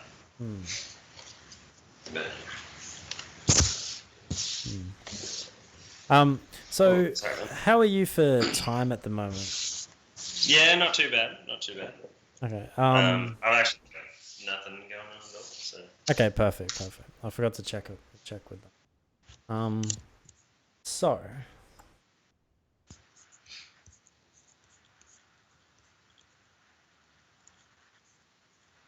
what do you think? Here's actually. Let me ask you this. This is something that I wrote down. I wanted to ask you. Is do you still vape or? No. I've got a kit. I lost my like really good one that I bought in Miami. Right. And that was a good one. That was good. It was really good. Like it was like $200 kind of thing. So when I moved here this time last year, I lost it in the move somehow. Like it's probably in like some random old shoe or like some shit like that, but I've looked everywhere. Yeah. And then I bought like two since, but they were just like never quite as good as that one. Yeah. So like, also like this time last year was when I broke up with like the girlfriend at the time. Yeah. And like I'd spent that whole last year like not smoking. So when that happened, I was just like, "Fuck yeah!" Like gonna smoke so many ciggies. Right. So was it your girlfriend that was like, "I don't like you smoking," and that's what? Not really. Okay. Like every now and then she'd be like, "You're killing yourself." I'd be like, oh. She'd just like pop her head around the corner and just be like, "Stop smoking those cancer cigarettes, those cancer sticks." Yeah. And I'd be like, but no, it was always pretty self-motivated, not smoking. But yeah, obviously smoked a lot in overseas because it's like $2 a pack. Yeah. But I'll be stopping now. Yeah, dude. As well, I just rolled a cigarette. Well, that's what someone in chat said, and I was like, "Is he really?" Because I didn't notice, but there you go. Yeah. So okay. So do you have plans to get back to it, or? Yeah, I probably will. Like, I'll have another go at this one that I bought recently. Do you have any idea what it is or what it's called? I Electrify, I think. Yeah. I don't know what the brand is. It's like packed away in my room somewhere. We got heaps of liquid and stuff. I'll just eventually get a good one. Yeah, well, if you Because need... the ones that I bought aren't like quite as expensive, and they're just really fucking harsh. And if they get too hot, they leak a lot. And all that kind of stuff. Well, if you... that other one also... If you ever need some help, man, like I just hooked Conrad up with a starter kit and some free juice and stuff, and I've definitely, like, I've got a lot of tanks. Like, there's one here, I don't know if you can see it. This one's my favorite, and that's the Nautilus. I have heaps of other ones just sitting around that I've tried, but nothing's really compared. Here's another one, that's the Free Max Star Pro. And that looks similar to the one I had. Yeah, well, this one's like supposed to be for sub-ohm vaping and straight to your lung, where this is like a mouth to lung vape. So if you ever need the hookup, man, I mean, I can get them from the manufacturers in Hong Kong. You're always good for a hookup. Yeah. Well, I've got a shop now for vaping. Did you hear about that at all? Or? No. Okay. So it's thecoilman.com, and I don't know if it's going to be a successful business venture, but yeah, I went into it. I wonder if they'll ever like deregulate the whole nicotine stuff in Australia. Like, I wonder if that'll ever happen. I think it's a long way off, honestly. The thing that surprised me when I got into this, because I didn't know this at the time, I think it's one of those things as an entrepreneur or whatever, when you start a new business, you can plan as much as you want, but you don't really foresee a lot of things that come along.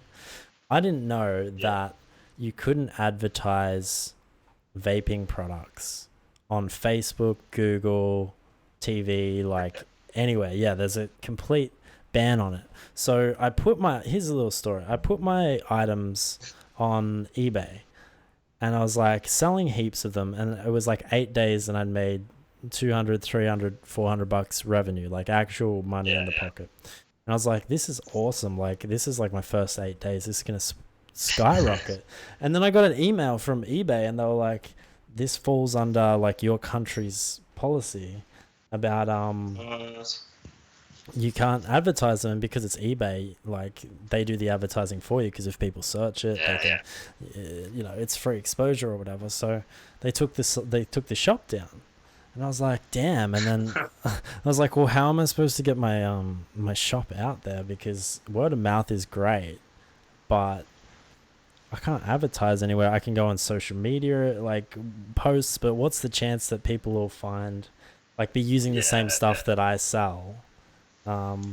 Especially when it came to coils or like atomizers, because I'm like, that has nothing to do with like the smoking ban or and even they're super annoying to buy those as well. Like, if you just need them, like, they're the worst. Absolutely. So I found a way to get them cheaper and sell them cheaper than anybody else, but I can't tell anyone about it. Like, I can't do anything about it, and it's bullshit. This is something that's designed for people to get off tobacco. Yeah, it's banned under the tobacco use policy. Anyway, so that happened, and then that's why I said before, like, I don't know if it'll be a successful business or not, but I'm kind of banking on word of mouth, and like I hooked up Conrad, and I messaged all the people that I'd sold to on eBay, so I've got all of those as clients now, and we're shifting things here and there, but it's not like how it was on eBay. So I mean, it seems like there's a lot of laws like that around at the moment. Yeah, well, they also, like, I remember reading, it's probably like 6 months ago, but like, they've only just started doing like the nicotine tests on like what just actual straight nicotine does to humans. Yeah. Because like all the tests have been on just like all the carcinogens within a cigarette. Yeah. Like they've never shown whether nicotine does anything. And the only one that I did read was like they did a rat trial where they just like injected them with nicotine, and the rats like already had cancer. And then the nicotine just like sped up the cancer. Yeah. That's like the only study they've done, like as of 6 months ago or whatever. Yeah, I did a little bit of research on it, and it was like the only thing that came up with, that I read. It might be true, it might not be true, but it's like it's as addictive. Like nicotine by itself is addictive as coffee. Like just coffee by itself, it's mildly addictive. And yeah, no worries, dude. Too easy on the Coopers. Is that? Yeah, for sure.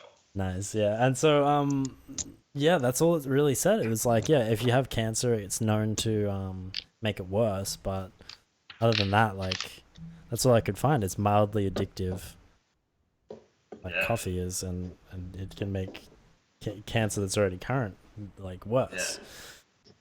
So there's an interesting thing, and I mean, I talk to people about it, and a lot of like the general public who are well informed always say they hear mixed things, and I think it's the same for a lot of things, but it's big business, man. Like when you have tobacco companies backing clinical trials on the harmful effects of vaping. I mean, one of them got picked out as being like they took like a 10-cent sort of variety thing from Hong Kong e-cigarette and then base their study and their trial around that and how it like can fuck you up and shit. And it's like such a ill example, but it's all funded by tobacco companies and stuff. So I find that to be you do wonder how much like say the like Australian tobacco companies have in Australian politics. Like, it's pretty hard to know because you just don't hear anything about them because like they can't advertise. But obviously they're making a fuckload of money. Yeah. But like, don't hear of anything.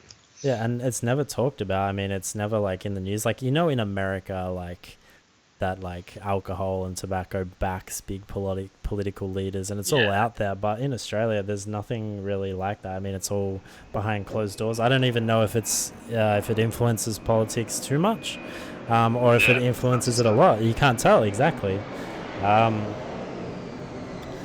But yeah, I mean, I think at the end of the day, a lot of politics is like just pleasing the majority, I think. And like when you have people that are like, I remember when I started vaping in 2014, and especially in a country town, people aren't really informed of that sort of thing. So I'd get looks and people thought like I was smoking drugs or whatever. And it's like, I think because of like that, I mean, it sort of pushes agendas that shouldn't really be pushed. And now, like, I think it's a good thing that people can't vape like on an airplane. I think it's a good thing they can't like vape inside. I know that it was like literally you could class it as that, but I also think that people have a right to fucking clean air, and they shouldn't have to, you know, inhale my blueberry scent.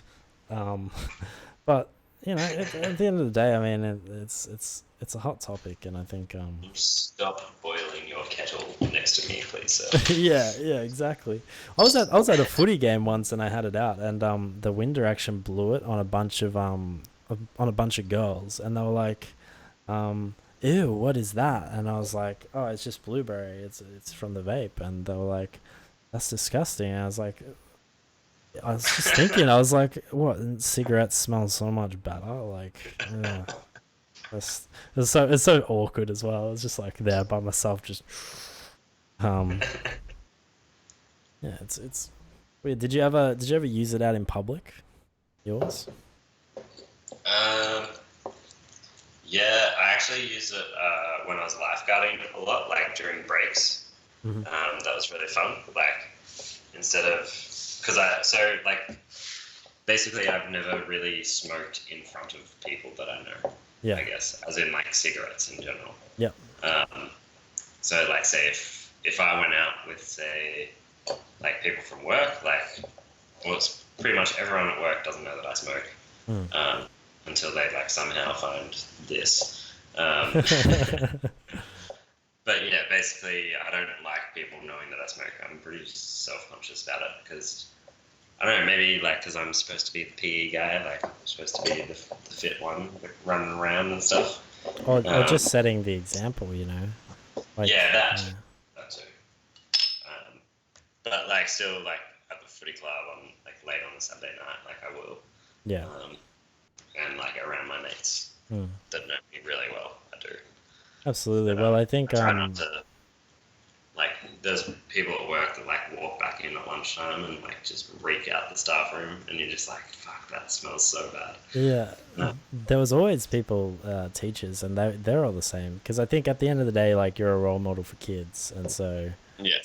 to keep that away. But there was always, I don't know if you ever had them at Notre Dame, but um, at Wanganui, there was like teachers that would go out at recess or lunch to like Yeah. Yeah. walk down the like channel bank or whatever, and there'd be like students there, and then they'd be like, "What are you?" He'd be like, "What are you doing smoking?" And then just like light one up or whatever. And it was, I mean, it was an interesting thing because it's like it's almost like I wouldn't say a bonding thing, but a trust thing because they're like, you don't tell anyone, like. Um, One of the principal at the school said that like I was because like we're on a uni campus and like people aren't allowed to smoke on the campus and stuff.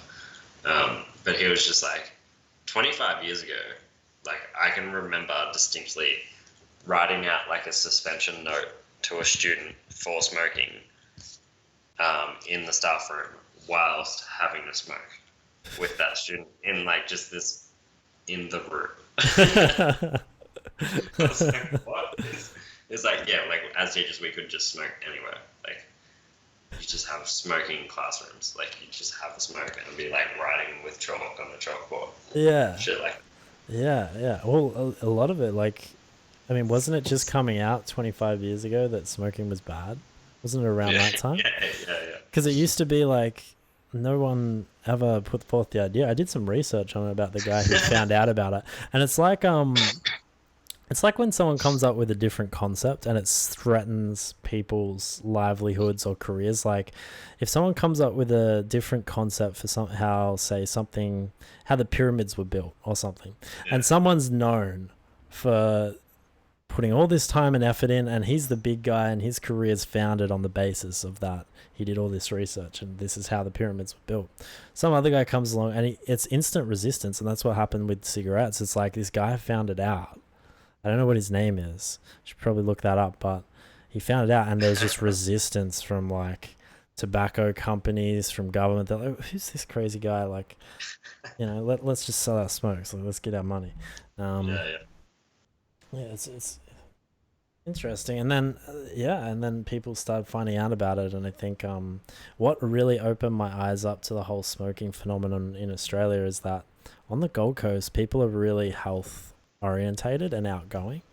And when I went back to Shepparton, there was like smokers everywhere. It's a country town, it's a working town, and there's not so much to do there. But it comes to the Gold Coast, I'd say like 1 in 500 people smokes, and it blew my mind. I didn't see anyone smoke a cigarette, and it was fascinating. I don't know, like I think it might be like the health aspect of it, and like people like going to the beach and looking good and exercising and stuff.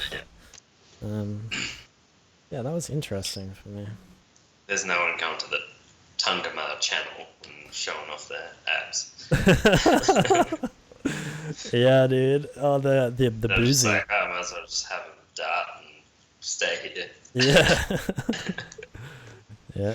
Down at the Boozy Creek and in the Durry. Yeah. Even in chat, people like hanging for a ciggy now. Oh, I'm sorry. Yeah, there you go. Yeah. No, I mean, at the end of the day, I think smoking isn't something that really like threatens anything really. I think like it's a personal choice, as should be a lot of things, and I think society views it in the same way as like alcohol. I mean, it doesn't mean you're a worse person or like a worse role model. It just means that you form some habits which don't really too much affect anyone else, Well, my stepdad always said every time I saw him lighting up a ciggy, which he used to hide a lot. Like I thought he was like a non-smoker. Yeah. But I couldn't figure out, like all these years later, couldn't figure out why he always had these like those 4X like super strong mints in his car. Because like I'd always get in and I'd be like, oh, can I have a mint, Martin? And like get off. I couldn't figure out. His car always smelled a little bit weird, but he was like supposed to be a non-smoker. Yeah. Yeah, a lot And of then yeah, all these years later, I was like, that dirty dog. yeah, yeah. Dog. A lot of dads do that though. I know I'm not gonna name any names, but I know a dad that does that away from their kids, and yeah, it's funny. It's really funny, isn't it? I don't know if you ever had any of these moments, man, but I had a conversation with my dad, and I was like, you know what? When I get now that I'm older, I realize that you knew a lot of shit that I thought that you didn't know, like, and they just let you run with it. Have you? Do you reckon that's true to any extent? Do you think dads like know a little bit more than they let on because they just want you to Oh, have a bit of fun and shit? okay. Yeah. De- Definitely. Like, especially like I'm dreading my next, like, my dad's a dentist, so everyone doesn't know, but like dreading the next dental checkup, because like he'd know, like he's dealt with teeth for like 35 years. Yeah. It's gonna be obvious. Like, I can't just be like, yeah, I had a few cigars kind of thing. It's gonna be pretty obvious. Do you reckon you're just gonna say that anyway? Yeah, probably, and Yeah. he'll probably be happy with that. Yeah. Just like, come along. Yeah, man. Yeah. Oh. But like my brother that's in Brisbane, he's smoked forever, kind of thing. But I still know my dad would be pretty damn disappointed. I think he's a never smoked a cigarette in his life kind of guy. Yeah, absolutely. Yeah. Well, I know my dad never smoked. I think he smoked. He had his first cigarette when he was 13, and then never smoked again after that because he just hated it so bad. Because he was 13. Yeah, yeah. He stole them from. That's that fuck you up. Yeah, especially when you got like the best taste buds in the world, man. But yeah, he stole it from his dad's shop, his corner shop, and then was like, oh, I never had it again. So he was fully against it. My stepmom never, like, barely drinks and nothing else. Like, so they weren't supportive, and then I think it's like almost egged on because like my mum smoked and was like, well, if she does it, then it must be okay for me to do it. Type thing. No. Yeah. But yeah, I look at most of the people who did smoke, and I look at their parents, and they do smoke. I don't know. There's so Vicky, she doesn't smoke, I don't think. No. What about your mum and? No, she doesn't. She's probably the only one in her family that doesn't. Yeah. Because they're all from like Gippsland and stuff. But all of her sisters and brothers, they all grow the chop out bush. Uncle Pete only smokes his own tobacco. Which is pretty funny. I remember having like one Christmas where I was like, Mum had gone to bed and I was like, Uncle Pete, can I like roll a cigarette? And he just barebacks them. And it's just like sticks. Just the worst, like, illegal tobacco. Just the worst thing. Yeah, well, getting like tarry fingers and stuff. That's a big thing, man. Like, Chicky was telling me about how he can go to his tobacco store, and if he says the right words, he can get some chop, and like it's super cheap, but it's so harsh apparently.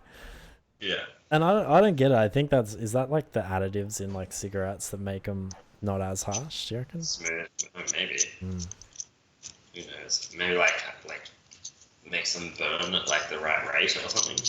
Yeah, definitely. Doesn't it slow the burn, I think, or something? Probably.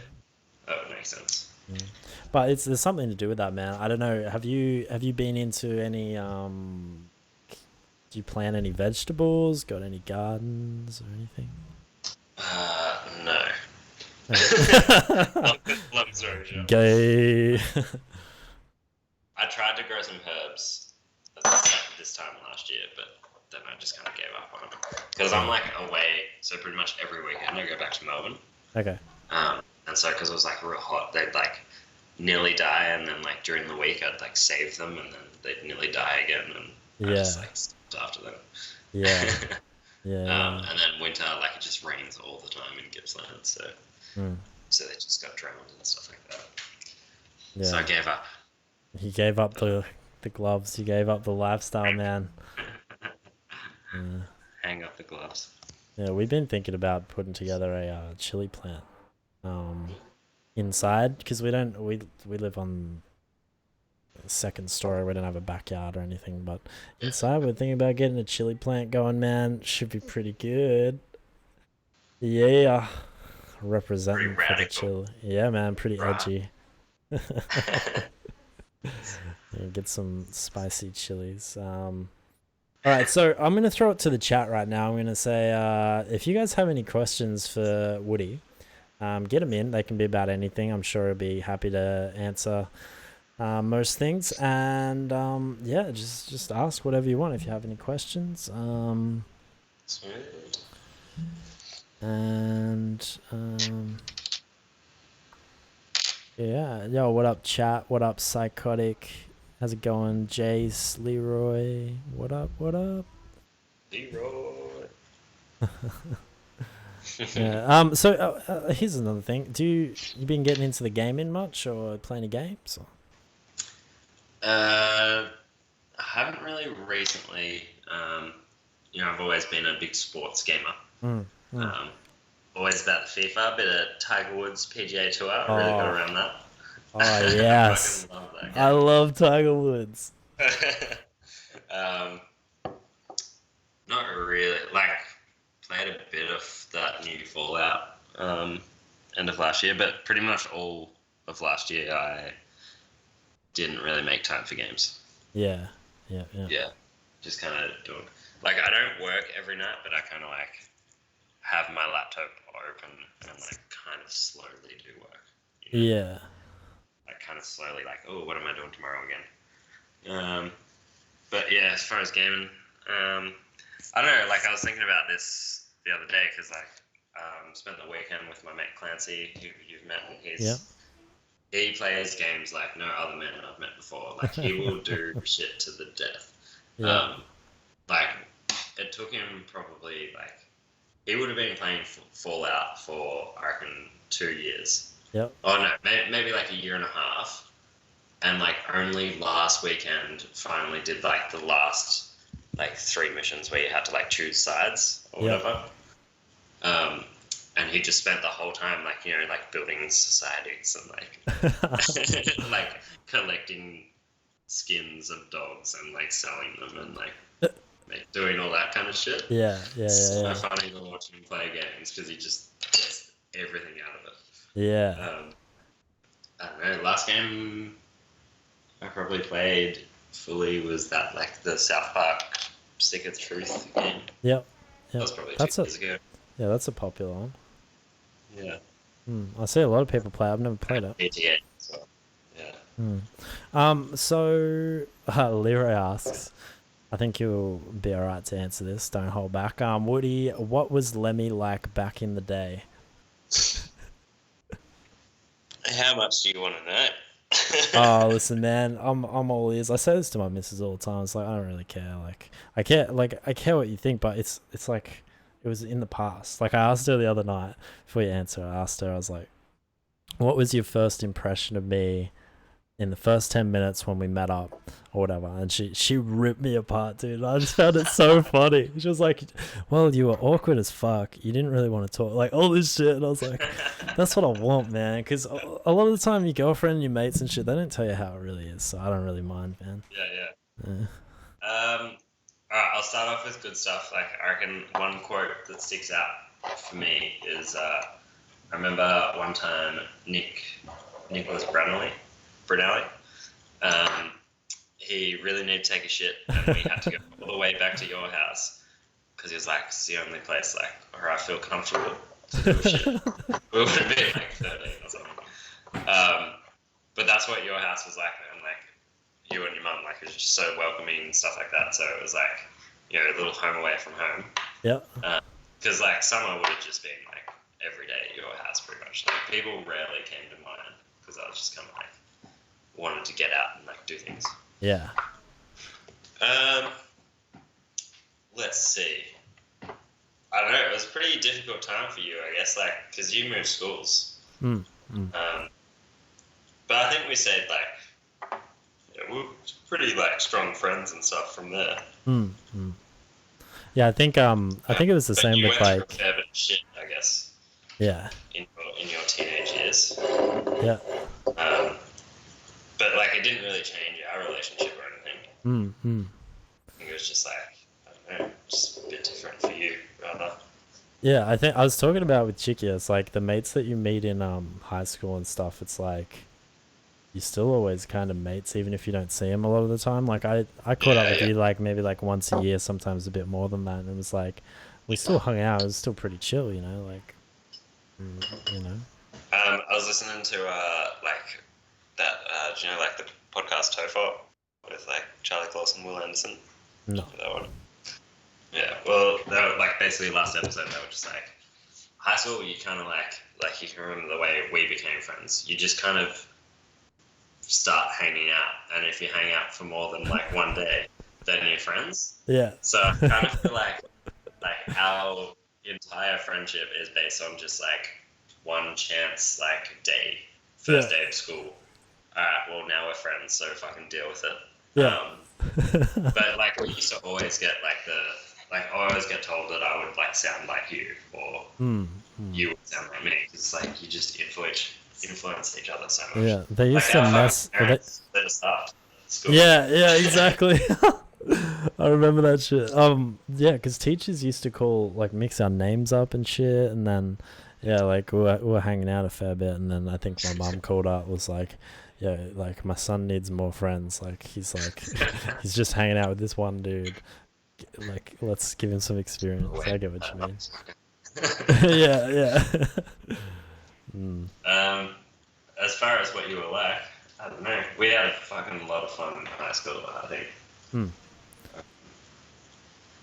I don't know, a lot of hanging in miscellaneous sheds. We'll just leave it at that, I reckon. Yeah, yeah, absolutely. Alright, so I can't ask that question, Psychotic. I'm sorry. Yeah, sweet. Well, if you guys have any questions, get them in. We might wrap this up soon, so give me some questions if you got them. Yeah, it's interesting, man. Like, let me give you like my perspective, because I don't think I've ever really gave you it. I was like we were good mates in like primary school or whatever, and we hung out and shit. It was like you, me, and Shiki were just chilling, and then and then it was like once you went off to uni and shit, I was like, I felt like it didn't really change anything. I wasn't like pissed or anything or whatever. But then I was like, damn, like all my homies have left, and I'm like, it was the worst feeling, because I was like, fuck, I'm stuck here doing fuck all. And then it took me a while to realize that, and then that's when I started reaching out and stuff. And I'd be like, once a year or whatever, I'd be like, yo, what are you doing in Melbourne this Saturday or whatever? And then I'd come down, and I mean, I think when we were the best of friends, it was when we were in like primary school and shit. So nowadays it's like it's still a pleasure to talk to you, man. Like you're a funny dude, you're interesting and shit. So I enjoy it. And so it's hard though. For some reason, like end of last year, there was like a whole bunch of people from school that like messaged me, or it was kind of strange, but like a lot of people, I don't know, maybe we're all getting to the age where it's just like it's so hard to like catch up with people and like stay up to date with them. Absolutely. Because you're so like involved in your own, like you're so like everyone's so selfish. Like, and well, I'd say I am anyway.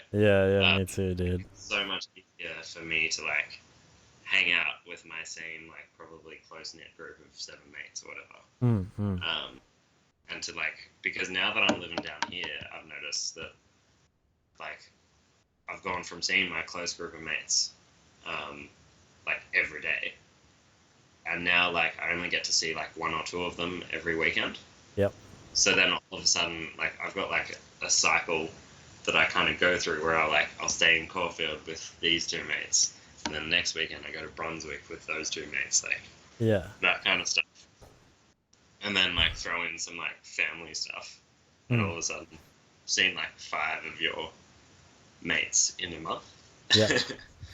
um, Well, it's like but that, like man. It's almost like trying to, when you go back to like I can't visit my parents very often, and like I can't see any mates from like Shep or Victoria because I'm on the Gold Coast now, and it's like even if I yeah, was in Victoria, I don't think I'd hang out that much because it's like once you like now that I'm up here and I'm working, doing different things. I got like the store, I do some laboring work, I do some streaming. I've got my missus. We had a cat, and we like I had a cat. yeah, we did have a cat. That was the labor. Yeah. Yeah. So um yeah, so it's just like there's so much shit going on, man, and it's like if I want to go back, even if I was living in Victoria, in Melbourne or something, it's like I have to set a day where it's cool with everyone, like with my missus, Yeah. with my work. Everyone's got to know, it's got to suit. The people that I'm visiting have to be available, like even when I went down, like you were in Cuba for instance. And so it's like it's almost like I can't even be bothered. And then it gets to like 6 months, I'm like, fuck, I haven't seen my family for so long. Like, it's the Yeah. first time Yeah. really living away from them. So like went back and I got like this sweet reinvigorating like energy, and I came back. I was like, yo, what's up? But I think it'll be longer until I see them next because it's also expensive. Yeah. Well, that's it. Mm. Yeah. Even like I was seeing this girl last year, like middle of last year. I kind of like didn't like was like kind of broken off with her. But basically I was like, there's some shit going down right now. Can't really do much about it. Like, I'll message you in a bit. And I looked at my phone and I was like, oh fuck, that was like 8 months ago. I was like, it's definitely too late to message now. Like, shit must be so angry. But I was like honestly, like liked hanging out with her and stuff. And I Yeah. was just like, oh wow, I really like fucked that one up. Yeah. But yeah, now I can't just like message her back and be like, oh hey, remember me? It's super dog. I reckon you could get away with it, man. I'd give it a shot. Well, what's the worst that can happen? I'm living in Morwell. She's not going to come down here. Yeah, true. Distance is it's tough, man. But yeah, anyways, I think we're all good. People are asking questions, but like I don't think they're like my chat are just dirty, so I don't really want to put you out. And some of them are about other stuff. So I think Yeah, we're all good on the sure. questions front. Look, thanks for coming on, man. I appreciate it. It's been good talking to you. I wanted to catch up with you since you came back from Cuba anyways, and like I don't know, it's funny because the people that I interview probably never done a podcast type thing before, and this is my third one, so hopefully Yeah. like it was all right. I'm still sort of adjusting to it, man, and yeah. Sounds like a normal convert to me, so Yeah. all good. Yeah, perfect, dude. Well, best of luck. When it comes Yeah, you too. to when it comes to like your work, I think you're doing really good things, and I think yeah, I think you're headed in the right directions. It's been really cool watching your journey, man. Whether like I haven't really been involved with it too much, but I kind of get like this timeline period when I do catch up with you and stuff, and it's just been really cool, dude. Like, Yeah, um, yeah. it's been awesome to watch. I think yeah, you're doing good things and like getting involved in the community and stuff. Like, good on you, man. I think you're a good dude, and yeah, just keep doing what you're doing, and I'll probably catch up with you like maybe in like 6 months or a year or something, Yeah. and figure out what you're up to next. But Yeah. yeah, no, it's cool, man, and I enjoy talking to you, man. It's always a pleasure. No, thanks. I'll just say, like, should have worn my Lemmy shirt.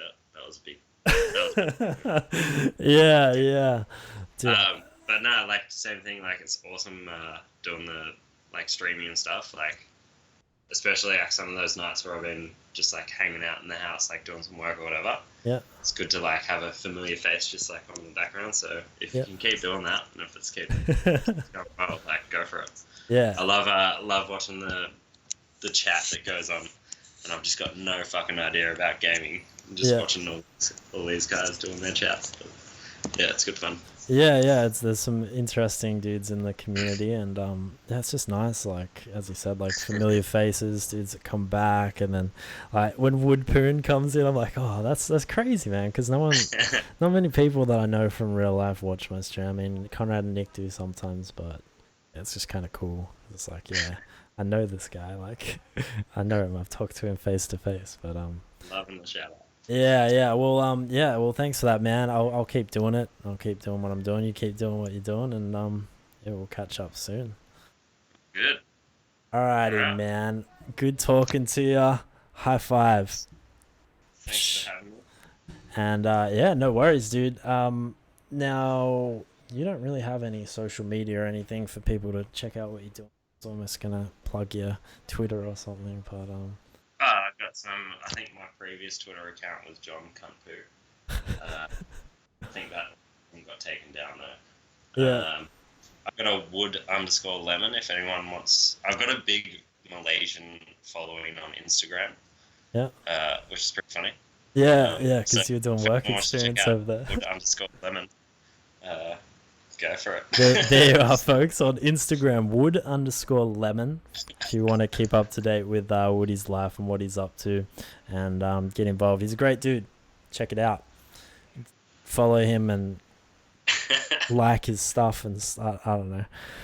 Yeah, just get involved if you want to. Yeah, cool, man. All right, well, you have a good night. Thanks for taking the time out of your day. I know it's been a pretty busy one for you, so My pleasure. yeah, I appreciate it, man. You take care. All right. Thanks, mate. All right, see you, dude.